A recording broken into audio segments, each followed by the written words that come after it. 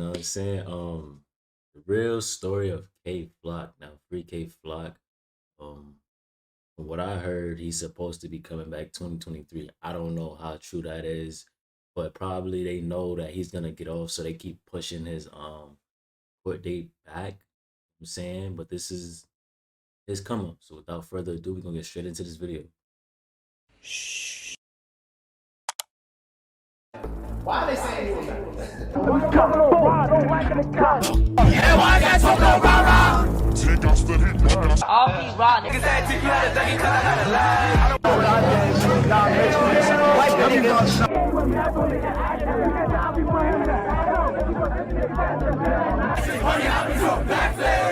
Kilo K Gang. K Flock is an artist you either just became aware of or have been following his musical journey from the beginning. But if you don't know who he is by now, don't worry, you're His early. first song When you was think of New York drill, from you think 2G's of freestyle, Brooklyn. right? But K Flock is proof that Bronx has skin in the game too. K Flock has become one of the fastest rising artists in New York drill scene this year. His vision of drill music is raw, free-spirited, and polluted by real-life events. His rapid growth mirrors that of Pop Smoke's early career in 2019.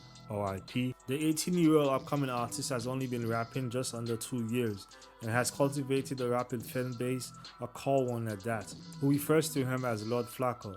Lennon features with Lil TJ, Fabio Foreign, and Chicago legend G Herbo. Despite his success in the music scene, it seems as if there's a dark cloud He that popped follows up quick. everyone around him, losing a handful of friends within the span of 6 months, which some have reported as gang retaliation killings. Despite the chaos that surrounds him, he continued to elevate and now has the potential to take the music scene by storm. It's just a matter of time. Before anybody calls him an industry plant in the near future, let's take a closer look at our Lord K I Flock. ain't Let me jacking see this industry from plant YouTube, shit. and this is the scary story of K Flock. In many ways, K Flock's rise is similar to other New York drill artists, climbing from humble beginnings to the verge of mainstream.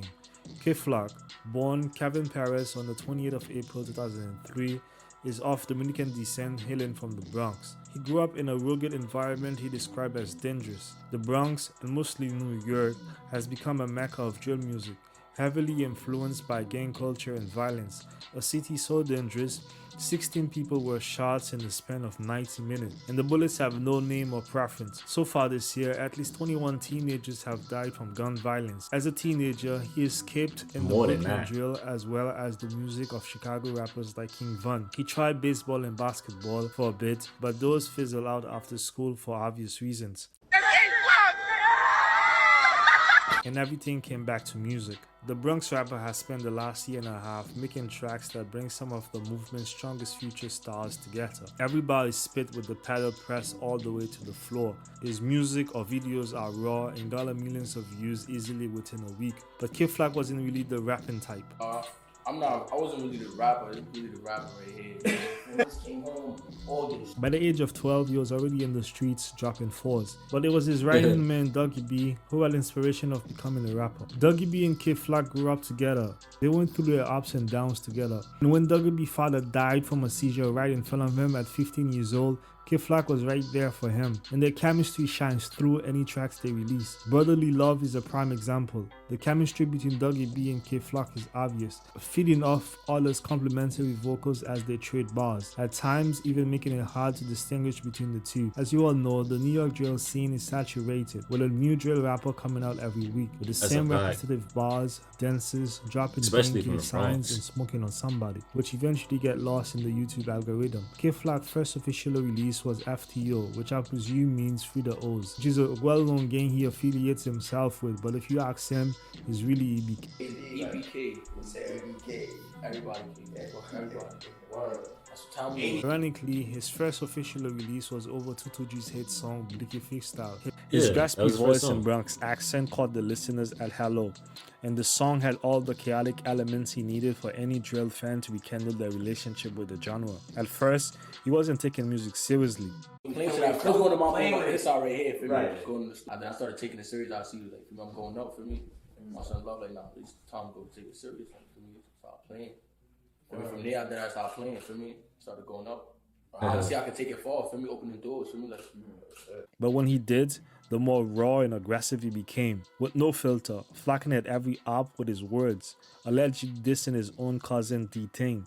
D-Ting, who is another bubbling rapper from the Bronx who closely aligns himself with the YGs or RPT, a well-known op to K-Flac's South Side or 700 DOA. A beef that is inherited by the kids who reside in these neighborhoods. Keeping up with Brooklyn tradition, the Bronx gang culture is as confusing. It's a puzzle within itself. Friends become enemies and enemies become friends. As mentioned earlier, the dark clouds of K-Flac covers everyone around him. So far this year, he's lost about 2 to 3 of his closest associates, fallen victim to the cycle of gang violence, which are often fueled by the music and constant up-dissing. And in June 2021, one of his associates, Jaren J. Rip Elliott, RIP, was shot and killed on East 107th Street near Prospect Avenue on Belmont around 3:15 p.m.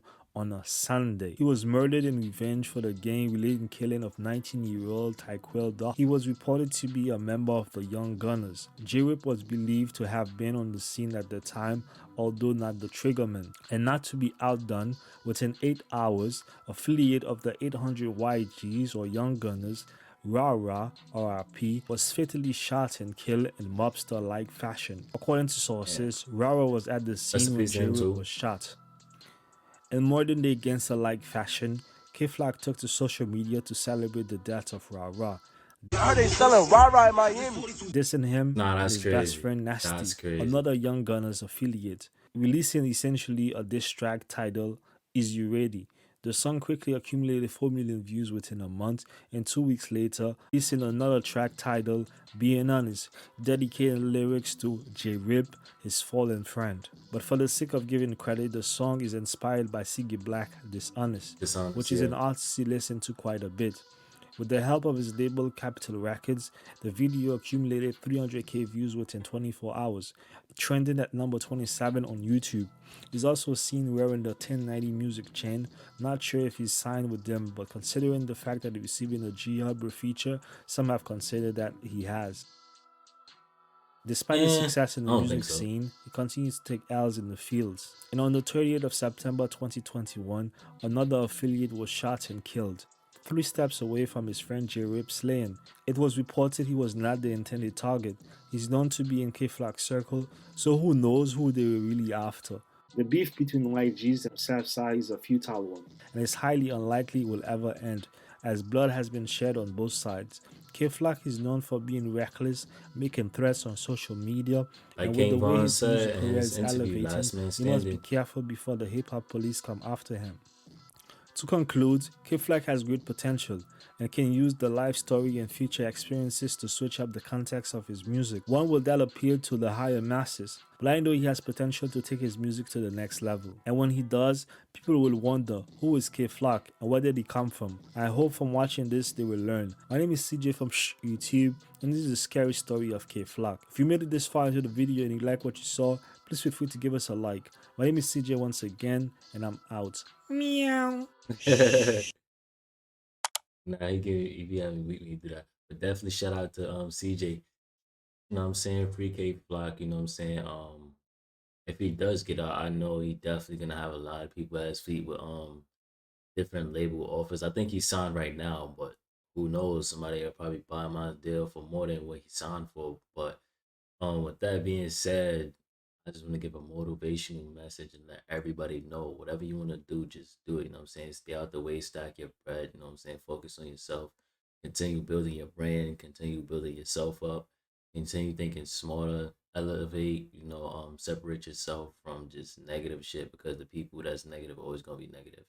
And when you're going up, they're gonna always want to try to pull you back. But you know what I'm saying? You just gotta stay focused and self-disciplined. That being said, love is love. I appreciate y'all for all the support. Like, comment, subscribe, and I'm gonna catch y'all in the next video.